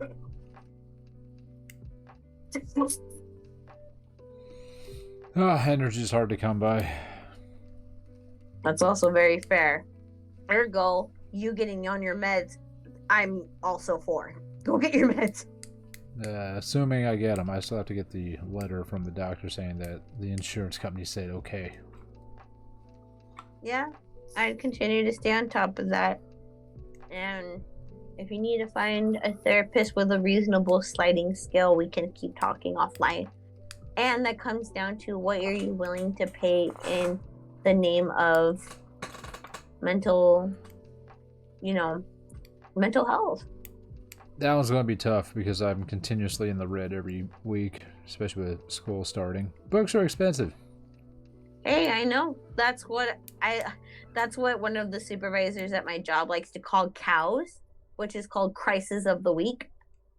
Or cow crisis of the week. And sometimes you need just even just having a safe place to talk about that every week can still be very helpful. Right. So wouldn't hurt. Things aren't changing so much on their own, so how much more can this hurt, Right. So yeah. But that's all that comes to the top of my head. Anything else that you want to talk about today? Well, we still got 10 minutes to kill, or 9 or 8 or something. Not that I can think of. I'm actually kind of gassed out because all that emotional meltdown earlier kind of dried me out. I am also gassed out because this is a lot of talking, and I'm like, it sucks. I get winded. It though. I know. I'm getting winded, especially between working or my own therapy session and now. Gotcha. Oh, what I can bring up is just me bitching about what's happening at school. Go ahead. The floor, the next whatever minutes. Yeah. Just bitch. So it's been an interesting semester to start with. Class was supposed to start on Monday, but we got a notification from the school saying classes were not happening Monday because the governor said that due to Tropical Storm Hillary, or as I call it, Minor Inconvenience Hillary, it's the state of emergency for Southern California, which means all the schools gotta be shut down. Mm-hmm. Or at least that's what our school thought. So they canceled class Monday. So boom, we're already a day behind. Great. Right. So that's already frustrating. And then yesterday was supposed to be my second day, which ended up being my first day. And first problem, I don't know if the storm led to this, which I don't think it is because it shouldn't become this kind of big of a problem. But half the school had lost power, I guess, on Monday. And they got it back up, I think, like first thing Tuesday morning. And one of the buildings apparently has not gotten its power back yet, which is the Natural Science building. And it's been almost a week now. They still have no power there. And the people that have been doing need to do chemistry lab or whatever. And where my physics class is supposed to be, our classroom got moved to a different building, but all the people that are supposed to be doing labs, some of the classes are doing lab work outside. How are they making that happen? I don't fucking know. That's just what I've heard from Locks, and she was like, they're doing lab outside a couple of classes. I was just like, what? And so then it turns out they had to rent a diesel generator to plug into the building to keep the building running. Not necessarily so people can have class in there. They just need to keep some of the emergency stuff running because guess what's in that building? There's a room with some cadavers in it, and the refrigerators needed to stay on. And according to Locks, she went to an office in that building and said that thing fucking stinks. I was like what? like death or like garbage or just an unopened room, you know, that smells like musty. She's like everything. It just, that fucking building. Ew. So I don't know what is going on. I don't have all the details, but let's just say the school has been dropping the ball fucking hard. So not only has that been a problem and throwing a lot of students off, the entire math tutoring department got moved. So that's been an issue. Not so much for me because since I know locks, I've heard about this like during the summer, so I knew it was coming and where it was going. And then, so I think I explained to you that my calculus professor got swapped. I don't know if I explained that to you. So I signed up. So I signed up for one professor. He had to not go, or for whatever reason, I think health issue or whatever, I don't know. So we had this new professor dropped on us like within the last week before school started, and nobody like knows who this guy was. Apparently he's like, really? Yeah. So apparently he works at one of the other colleges around here, but they hired him on to take over this class, and. So that's annoying. He showed up 15 minutes late to class. People are like, is this guy even showing up? Like 90% of the students didn't even know the person's name. I had to go find out who the hell it was that was replacing him. And so nobody even knew who this guy was. He walks in. Hopefully he's going to be all right. He looks like he's like 70 years old and he's about to fucking fall over, unfortunately. But he did come from England, and he's got his doctorate, and he was a professor at the University of Manchester. So he's got credentials, so we'll see. I'm hoping for the best nonetheless. And Yeah. that is madly infuriating. I do not miss the educational system. Yeah, me And I'm so sorry that you're going through all that, dude. Yeah, it sucks. Yeah. But then another thing, so then after that class is over, I go to physics, and it's not in the room where we were supposed to be because the power was out in that building. So we got moved to a different room, got into the room, which I can only describe as a very big broom closet because I've never seen a classroom so fucking small in my life. And they decided to cram, I think we had like 36 students in a room that had 28 desks. That's fucking ridiculous. Yeah, that was pretty cool. And we get in there, and guess what? It's not the professor I signed up for. They'd swap that person out too. Oh my fucking god. I was like, this is great. I'm glad I did research before I signed up for these classes. And this guy, it's his second semester teaching at the school.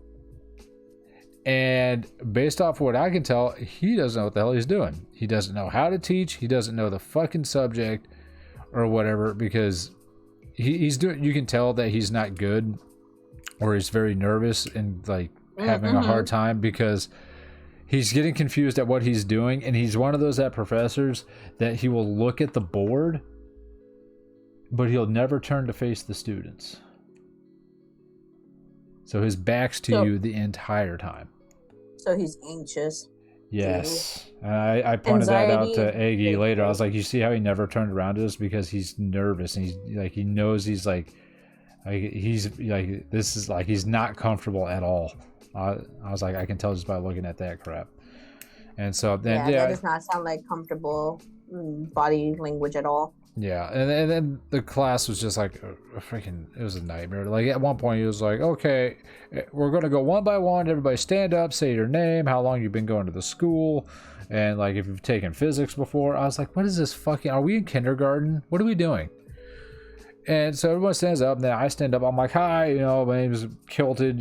Technically I've been enrolled here since 2006. Everybody laughed. I was like, well, this is what happens when you fucking have a 10-year gap because your parents suck. And then I was like, I've never taken physics, but based on like what I've seen on the freeway, a lot more people should understand it. And a few other, like half the class said they've never taken physics before, and the other half said they've taken it in high school. My first thought was, what fucking high school did you go to? Because Aggie and I both went essentially to the same high school, just at different times. And our school did not provide that. Oh, my high school did. Yeah, ours didn't. So I was like, what the fuck?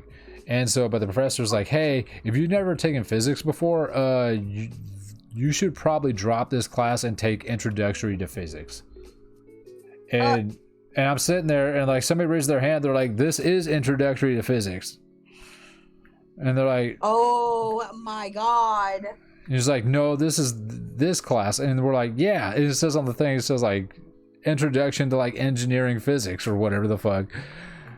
And I was just like, yeah, we don't like technically this is for the people that don't know fucking physics. And I'm sitting there, I was just like, you know what? He was like, well, you need to know high level math and all this stuff. Like you're supposed to have like this much calculus. He's like, everyone's like, yeah, this is why it's a prerequisite that you've like been at least enrolled up through Calc 2 before you can even take this class, because you have to have the calculus side of things down. And he's like, oh, well, I don't know, you guys are gonna have a hard time. And I'm sitting there, I was like, I understand how like I wasn't phased by it, but I know Eggy was like having a hard time with it, especially because of that. I was like, look, the physics side of this shit's easy. The hard part is just going to be doing the calculations. The rest of it's just like common sense of understanding like shit moving. And I was like, if you have a hard time with that, I'll break it down to simple terms. Don't worry about it. Jesus Christ. Yeah, so I was just like, this is out. And like, so then we were in the freaking, library for 5 hours doing the homework that he didn't explain shit on. I still don't even know how the hell I'm supposed to turn it in. Am I supposed to do it online, turn it in on a hard paper? I have no idea. Dude, I would already freaking. Are there no other professors? No, guess not, because that's why they fucking gave us somebody that nobody knows who the fuck he is, and he's only done this once. Because there's just no professors. I would definitely talk to the head of the department still nonetheless to get ahead of schedule rather than be at the end and struggling to try to get a passing grade, because this sounds like this is going to be a fucking problem. Well, I need the class. There's nothing I can do. I still would recommend talking to the head of your thing, not to switch, but just saying like, hey, this is the messages that they're saying in class. Like, I'm worried about my grade and my education, and keep doing that. All right, well, since it's a STEM course, I can get a hold of the dean of STEM, like the STEM department. I know who the dean is. I've talked to her plenty of times. She just got promoted to dean, like I think last semester. So I was like, I already know this person, like face to face. Yeah. And they know me, so I could probably get in there and like voice my concerns to them. Please keep updated on that one. Yeah, so I mean, it like I'm sitting there, and like I said, I was in the library for like 5 hours going through the homework just for physics, and I'm just sitting. I was like, this is day one. Yeah, that's fucking ridiculous. I'm sorry, dude. I'm really sorry. Please don't. Please continue to like fucking reach out to everybody. If you just need a place to like kind of fall apart, you know where to find me. Yeah, I don't know. I'm honestly getting tired of reaching out to people because it's not being received, and then I get that mental side of things where I feel rejected. So you know how it goes. All right, we'll keep chatting about it all though. Yeah, it's that time. I'm tired. So we're gonna call it there. Thanks, chat, for the few people that were just lurking today. No one really jumped in with any questions, but that's fine. We had a lot to go through anyway. That being said, if you do have any mental health questions, you can join the Discord. There should be a link below the stream that'll take you over there, and I have a little like a tab in there, a room for mental health questions. You can drop them in there, and then yeah, not in this server. This is like my private one, just so I can talk to you.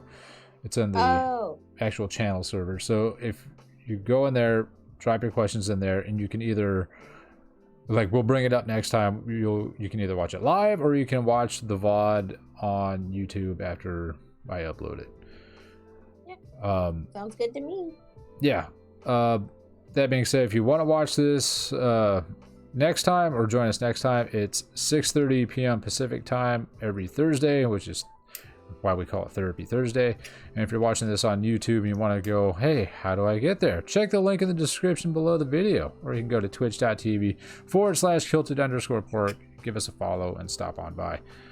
And Asteria, do you want to say anything before I let you go? Be fucking kind to yourself, respectfully. Contrary to popular belief of like you toughening up, the world will already do that for you. So finding people to fall apart with is not only important, it's like it's survival. So be kind, stop by, and know that you have value just because you exist. Alrighty, sounds good. Okay, well, thanks for stopping by. We'll see everybody later. As far as my streaming goes, keep an eye out on the weekend. We might do some Binding of Isaac. If not, then our next guaranteed stream is on Tuesday, Two Wheel Tuesday, where we jump on the bike and play Zwift and get some exercise in 6 p.m. Pacific Tuesdays. Yep, And sounds then good. that's it. All right, so I will see you guys later. Okay, bye, chat. Bye. Bye. Bye.